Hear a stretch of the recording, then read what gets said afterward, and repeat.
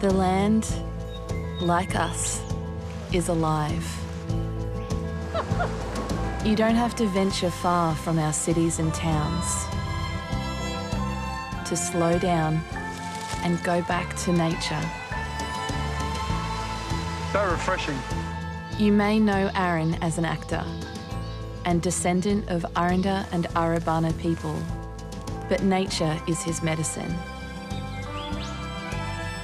I'm a writer. They have that mythic fairy tale quality. And my inspiration is the magic of the natural world.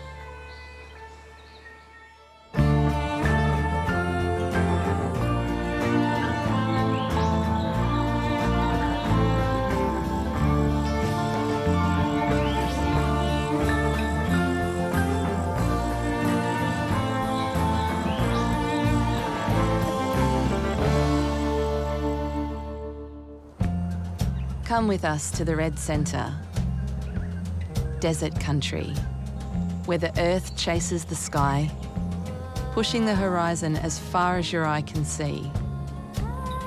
Connection to country is strong and unbroken.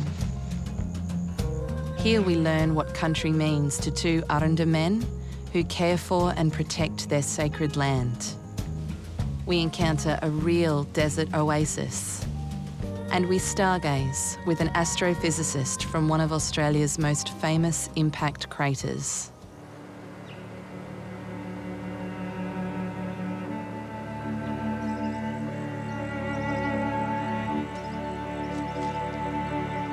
Is there a place in nature that gives you peace, that gives you comfort?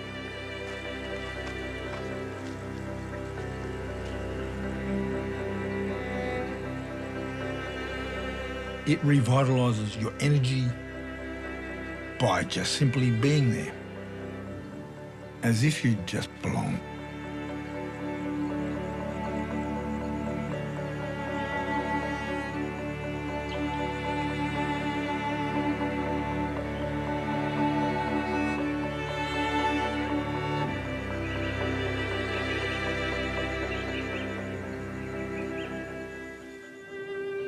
Our journey starts east of Alice Springs, where we discover the majestic Trephina Gorge.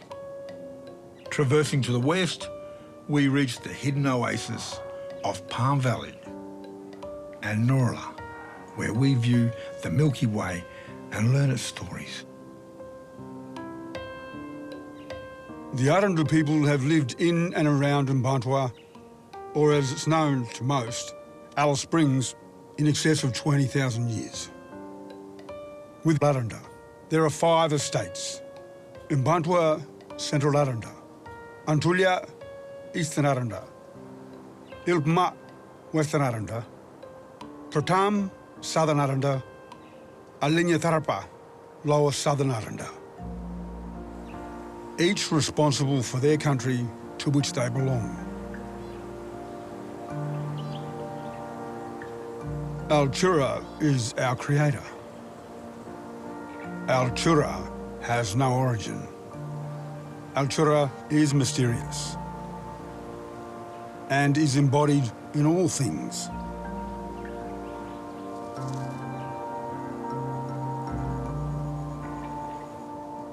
These mountain ridges, chasms, gorges, and trees are sacred to the Arrente people.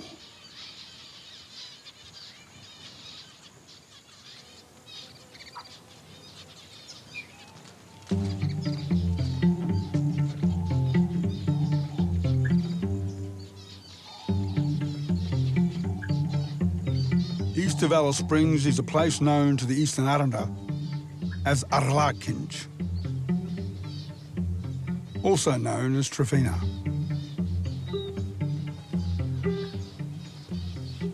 Here comes that gold.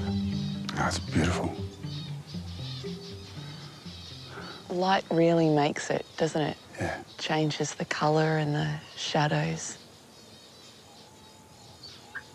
I love how it just reveals the textures across the land. Yeah, it's alive.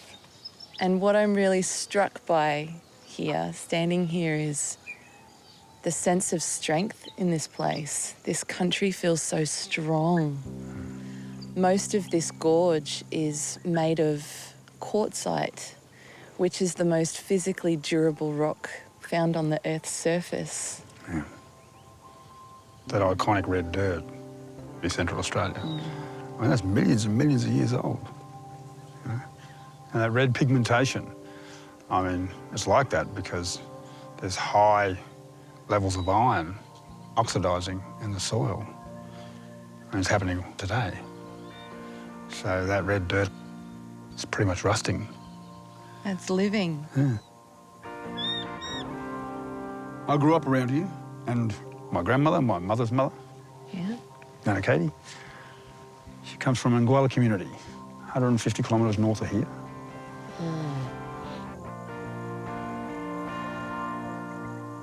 Ancestral tracks and songlines that run all the way along this country, linking Aboriginal people to this region, and sometimes right across Australia. They teach us and they guide us. And this place is just teeming with life. You know, right across this country, it's dancing. You can hear it. Or you can see it.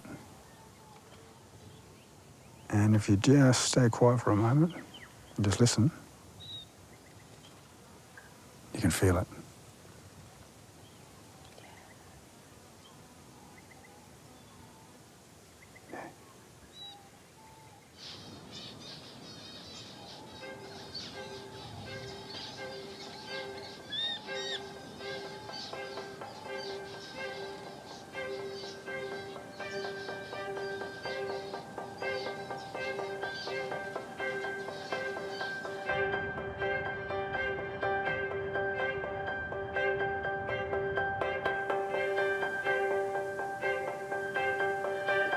this ghost gum is estimated to be over 300 years old and is the largest ghost gum in Australia.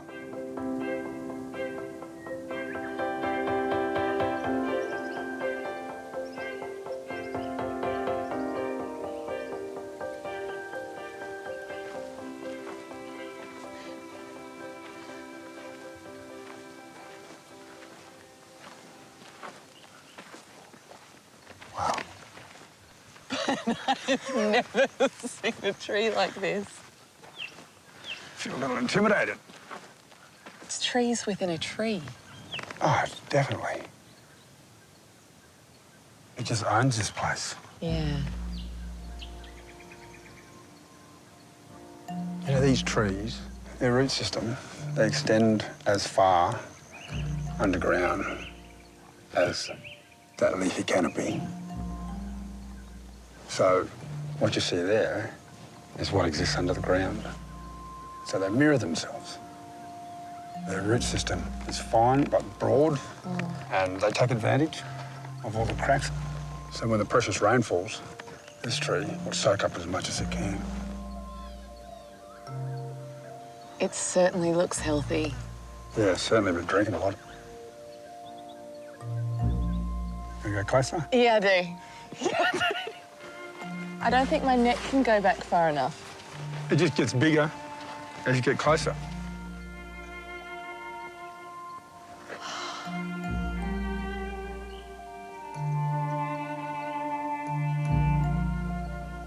You know, I spent my childhood in Alice Springs. I've seen a lot of ghost gums. I've never seen anything like this. No, me neither. I've never, ever seen a ghost gum this spectacular. It's blinding. It's dazzling. It's a giant. It's a giant.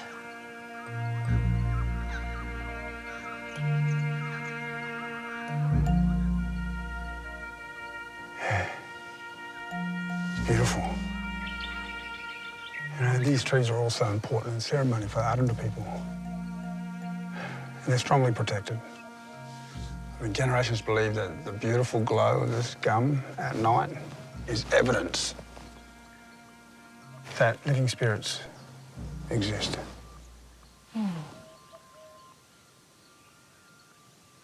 It sure does have great spirit. There's this real strong feeling of protection. You know what? I almost hug it. Oh, go on. No. No, come on. No, look, you're so close. I'm just a leaner. I'm a leaner. Can't change now. Look at the view. It's been here, seen all this the last 300 years.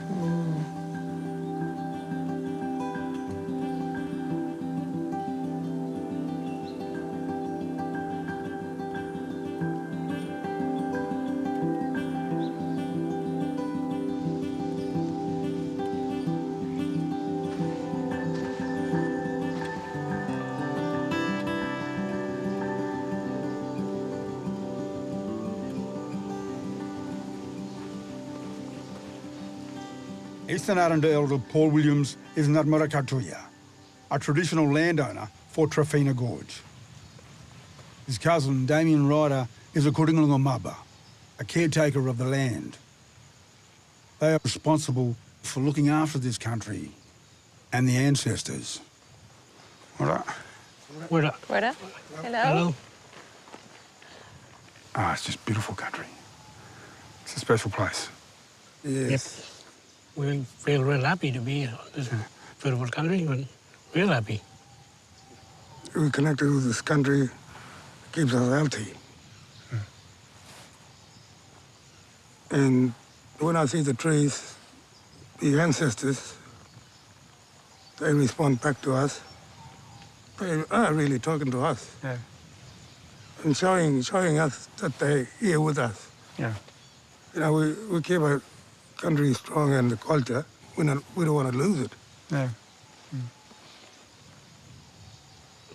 And encouraging the younger generation to be like us. So we sort of like a role model for them as well, see? Yes. The younger generation, you know, sort of step up as well and sort of follow us. What tips have you got for people who don't have strong connection to land? What would you say to them? We do have spirits here, like, you know, that can listen. Wherever you go, you got to talk to the land. The land is connecting to them to fall in love with this country, Yeah. you know? And maybe they'll probably go away somewhere and then next year they'll come back. Yeah, they keep coming back. Yeah, They keep coming the land back. is still calling them to come back.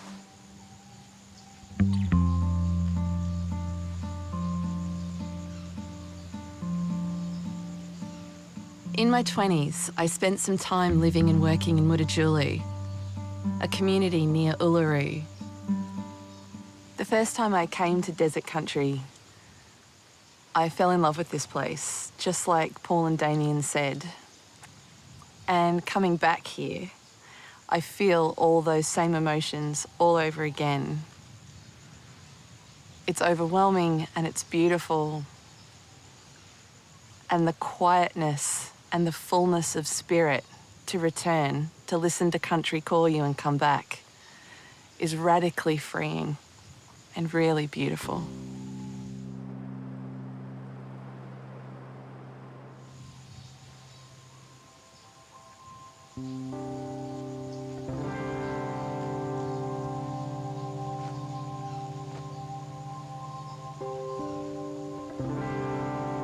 I love getting my shoes off and walking barefoot. Some people claim that the simple action of walking barefoot across the natural ground allows your body to electrically reconnect with the earth, providing benefits to your health and well-being. Whether true or not, I really enjoy the feeling of grounding. Share your grounding experience with us at #BackToNatureAU.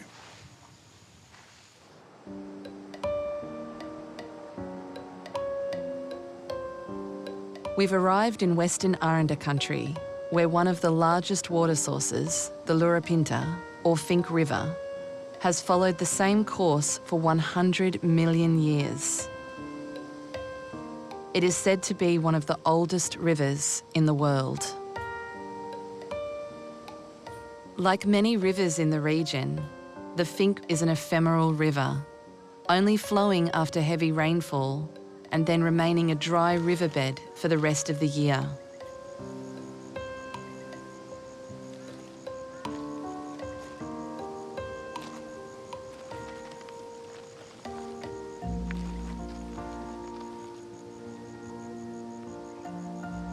When I'm on a riverbed like this, I'm trying to make stories with river stones and pebbles. This one reminds me of a heart.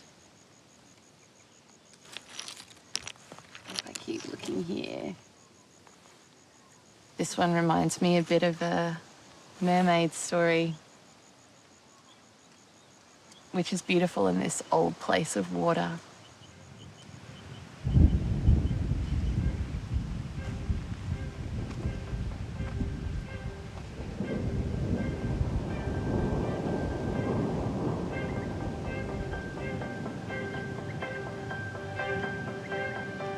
A short journey from Finke River is a place known as Morlankinya, Palm Valley.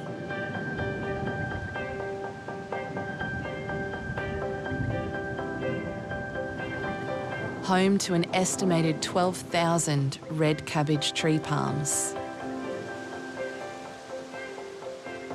Arriving 15,000 years ago, they are the only palm found growing in the desert.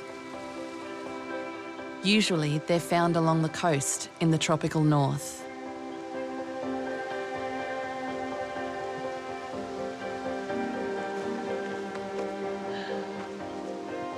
I'm just thinking about how the common misperception about the centre of Australia is that it's like any other desert in the world, that it's empty sand dunes, when here we are, and we're in an oasis.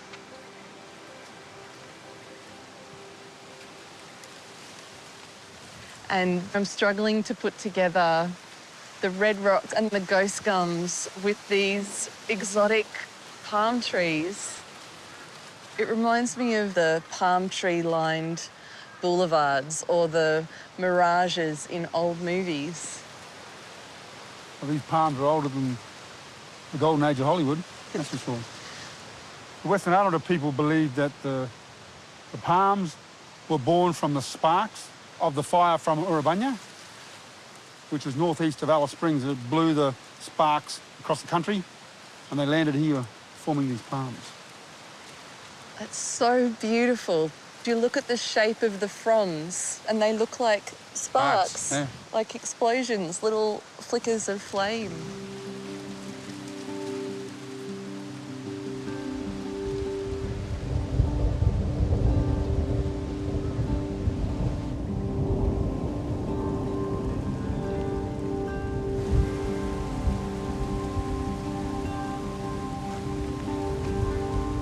Experiencing thunderstorms during a desert winter is especially rare and beautiful.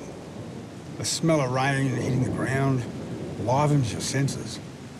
The colour of the earth, trees and rocks change before your very eyes. These arid lands receive less than 250 millimetres of rain each year.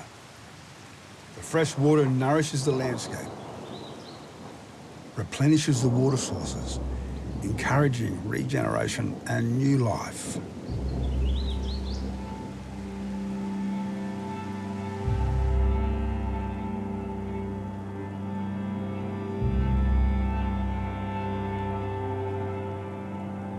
Leaving Arrente country when I was younger, my ancestors have continued to call me back to this land.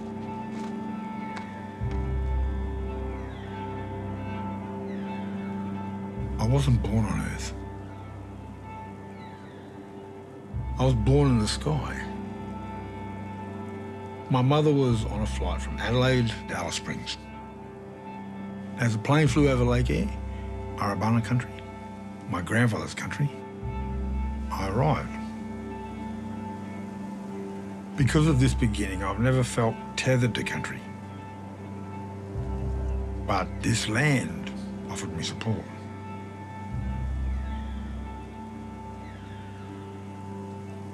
It allowed me the space and the time to dream. My connectedness and my sense of belonging has been a lifelong journey.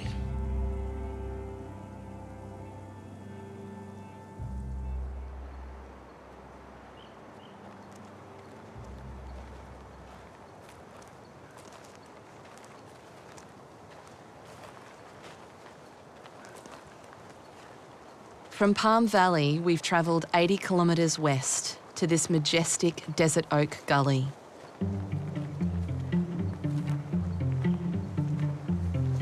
As desert oaks send their strong roots to tap the water table, they begin life thin and straight.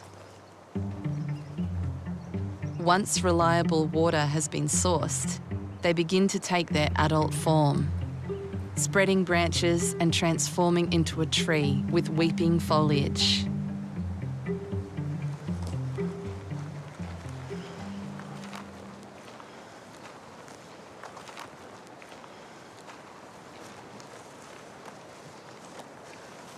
Stop. Listen to that. That's beautiful.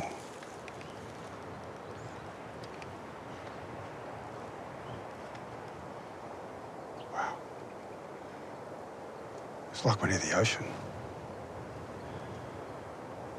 Imagine this forest once they tapped into that water. Mm-hmm. I feel a real sense of familiarity when I'm with them. Living in Mutijulu, I would seek out trees like these after work every day. And there were 3 particular desert oaks. Yeah. And they were very grandmotherly in their stature. And they gave me counsel and solace just to sit with them, to think through what they've gone through to get big and strong.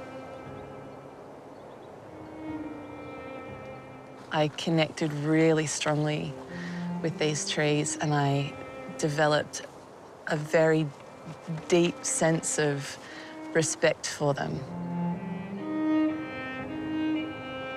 They're just like warriors or soldiers, just guarding the land or protecting whatever's beyond it.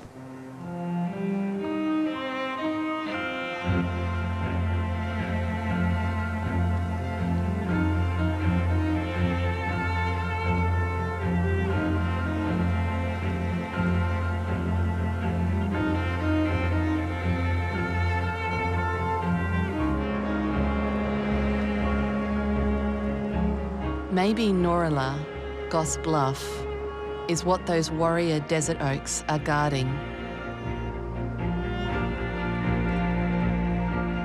Tnorala is a special place to the Western Arrente. In the dreaming, a group of sky women danced as stars in the Milky Way. One of the women placed her baby in a wooden coolamon. As the women continued dancing, the coolamon fell and the baby plunged into the earth. The force of the baby striking the ground drove these rocks upwards. And this crater was created.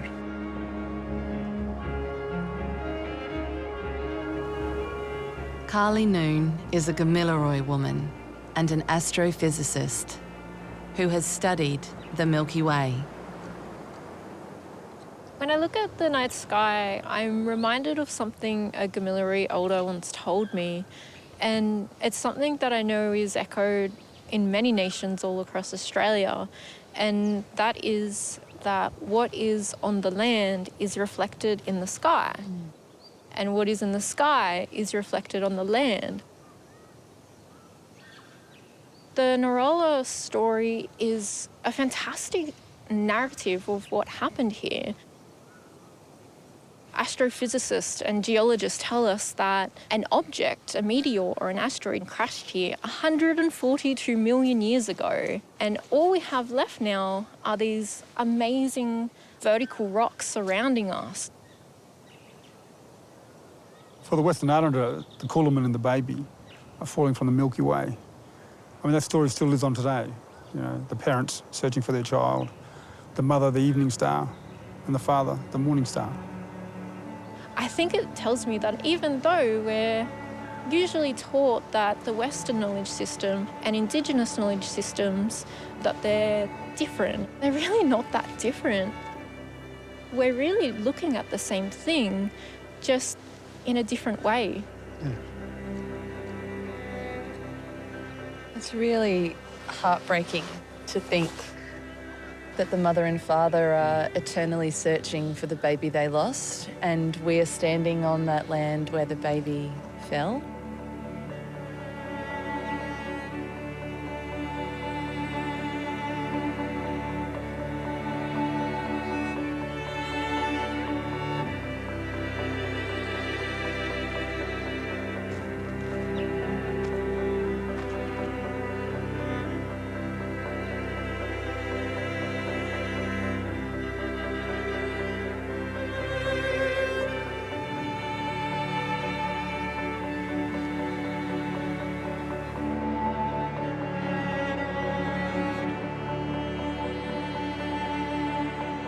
Travelling through this country in this way has taught me a great deal. I belong to this land, this country, this planet, this cosmos. I'm connected to billions of stars and planets that are floating through space. The rivers, the mountains, the red earth of Arrente country. It's a part of me. It revitalises me and prepares me for my next adventure.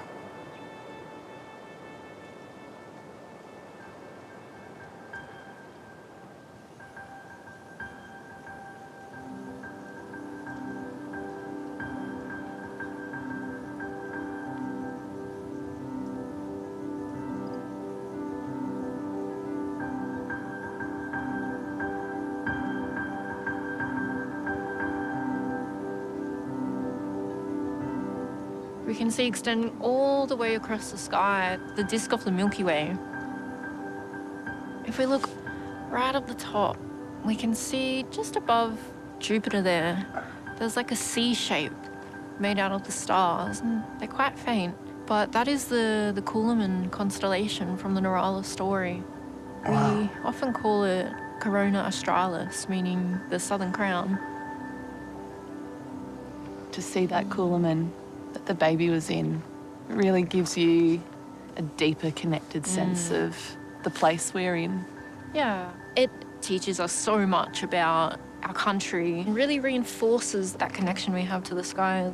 There's something really magical about observing how things are similar instead of how they are set apart.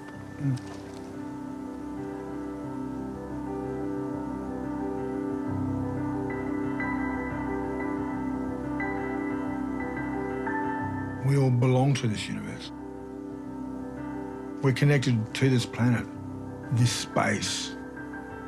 It's who we are.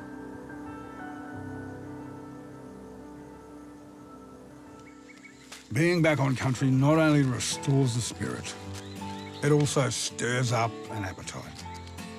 Before heading out of town, grab yourself some kangaroo sausages from your local butcher. We're going to eat the sausages with wattle seed Johnny cakes. Take some roasted ground wattle seeds and add them to flour. A pinch of salt, splash in some water and stir until there's a soft dough. Put a generous spoonful into a hot oil pan. Check your sausages. And when ready, put the sausage on a Johnny cake with a helping of bush tomato relish to top it off.